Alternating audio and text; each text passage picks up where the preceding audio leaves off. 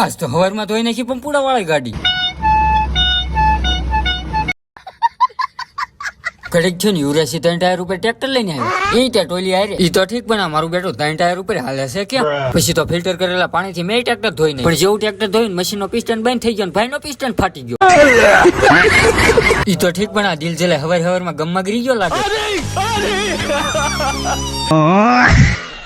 પછી તો હું મારો ભાઈ રેબન ના ચશ્મા પી નીકળ્યા ભાવનગર. ધંધીનો કરો ને એટલે રખડવા નહીં જતા, મશીન બગડી ગયું છે એનો સામાન લેવા જઈએ. અને પહોંચી ગયા સોગટ ના ઢાળે જોઈ લીધા બોરાના ઢગલા ઢગલા.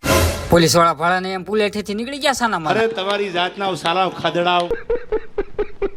આપણે જે વસ્તુ લેવાની હતી એ દુકાને પહોંચી ગયા, લઈ લીધો સામાન લઈ લીધો અને ઉપાડ્યું બુલેટ. 2 કિલોમીટર લાંબી ટનલ માંથી ફફડાટી મારે બુલેટ હાંકીને કાઢ્યું બાર અને મગાવી લીધી 2 ડાયમંડ મસ્તી સોડા.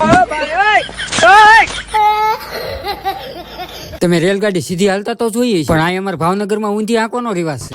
मतलब वो अलग ही लेवल का बंदा था.